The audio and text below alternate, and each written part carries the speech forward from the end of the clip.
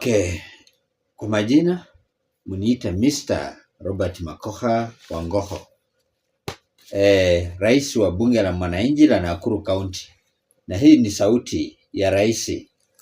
Mwanzo kabisa ni washukuru kwa kuendelea kunishika mkono, kwa kuendelea kufuatilia updates zetu, na nakuomba kabla hatujaendelea, tafadhali kumbuka kusubscribe on my YouTube channel. Now, it has been a very busy week since the President of the Republic of Kenya, His Excellency Mr. William Samoei Ruto, departed for the US aboard a very expensive plane that will cost a Kenyan taxpayer a whopping 2 million after every 1 hour that elapses. And some of the comfort that the plane contained includes a very private suite, a very nice one, a modern one for the presidential suite, a meeting for the conference, amongst other expensive amenities in the air. Now, Kenyans have really come out angry to condemn the fact that we have hospitals that do not have vaccines. We have intern teachers demonstrating. We have the doctors wanting to be confirmed. Others want confirmation, and others want promotion. At the same time, we have a looming crackdown on schools to stop the lunch program amongst our students. Don't forget that some of the people in Kenya with degrees are yet to be employed, and the number is actually rising, something that has led into, out of 850,000 2023 KCSE students opting for vocational training courses and doing away with the selection of the degree courses through an online website famously known as the COOPS. Now, majority of Kenyans came out to say that it was unwise for the President of the Republic of Kenya, Mr. William Samoei Ruto, to spend the whopping amount of money, because first of all, they thought that maybe the money, the bills, the expensive plan will be catered for by the White House, but they were wrong. Later on, it was discovered, or rather confirmed, that the money which the President of the Republic of Kenya spent on the plan that will see his trip become successful was actually the burden on the Kenyan taxpayer.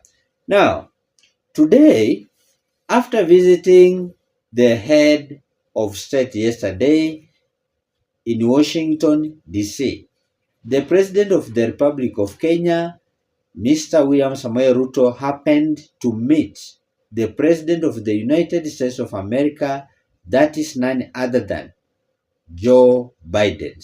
And amongst the good things that Kenya is going to benefit, number one includes that actually Kenya is going to receive up to 8 Hueis and 8 MD-500 helicopters between late 2024 and mid-2025 to beef up the regional as well as the peace security across the country. At the same time, besides that kind of benefit, Kenya is also going to get up to 191 million Kenyan shillings for the improvement of the prisons and its facilities to curb the crime rate in our country, Kenya. Another benefit that Kenya as a country is going to acquire from the US, or that has benefited from the US trip, is the 924 million Kenyan shillings that Kenya will be given And this is meant to make sure that there is the modernization of the National Police Service. That will or that may include the improvement in their uniforms, the improvement in their equipments that they use, the improvements in their training tactics, as well as maybe the armored vehicles that they'll be using for various and different missions across the country and even outside the country. Kenya, as a country through its head of state, William Samoei Ruto, has also managed to sign a deal of up to 477 million Kenyan shillings for Usahihi Nairobi Mombasa Expressway that will have 4 to 6 dual carriages. Another deal that Kenya has acquired or secured with the US government is that US has guaranteed Kenya that it will build a 10,000 feet runway at Manda Bay Airfield in Lamu County.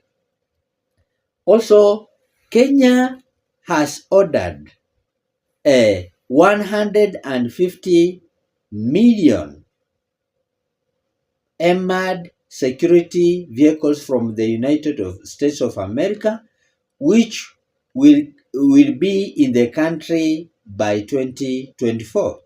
At the same time, up to 5.28 billion Kenyan shillings has been guaranteed by the American government for democracy and human rights, as well as governance programs in our country, Kenya.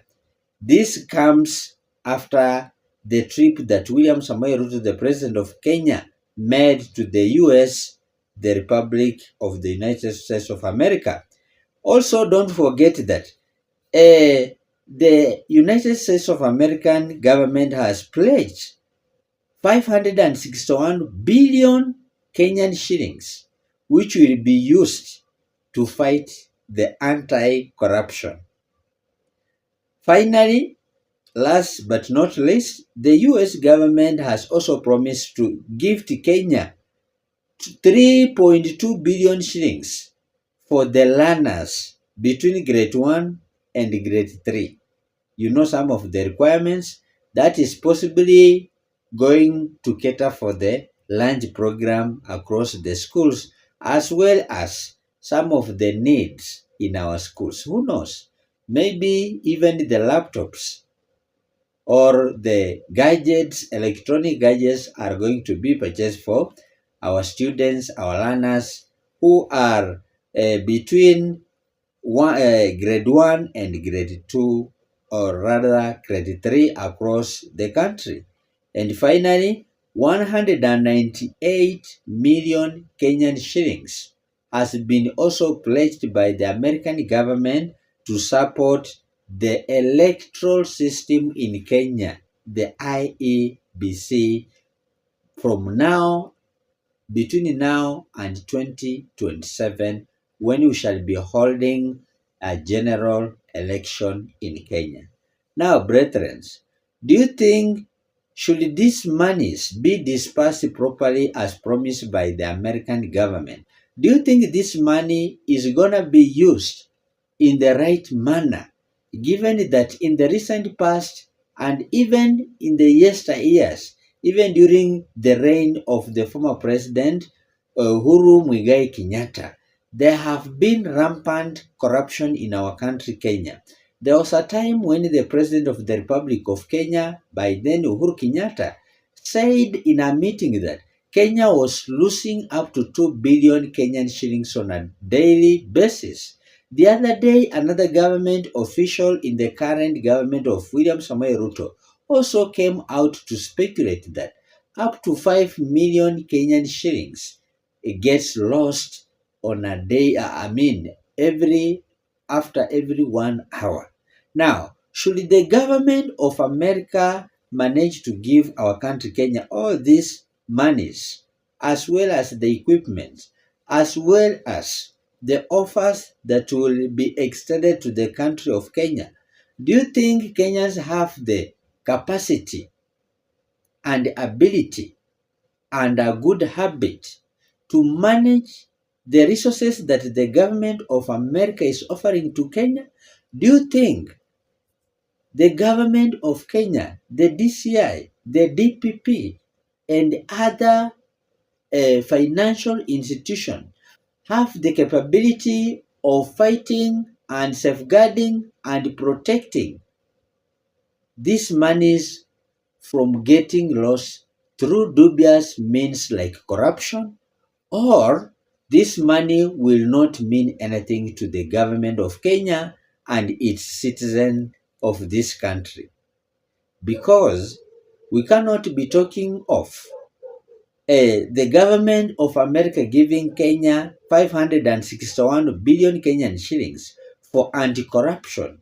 At time we are complaining that we are losing millions of Kenyan shillings on a daily basis through corruption cases. And for example, majority of the people who are being found to be culpable are the government employees. Now it is upon you to comment and tell us whether this trip to the USA by the President of the Republic of Kenya, Bwana William Samoei Ruto, was fruitful or it was not. Thank you so much.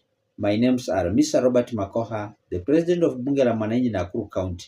Remember, for more updates, to subscribe to my YouTube channel, and it is called Sauti ya Raisi Media.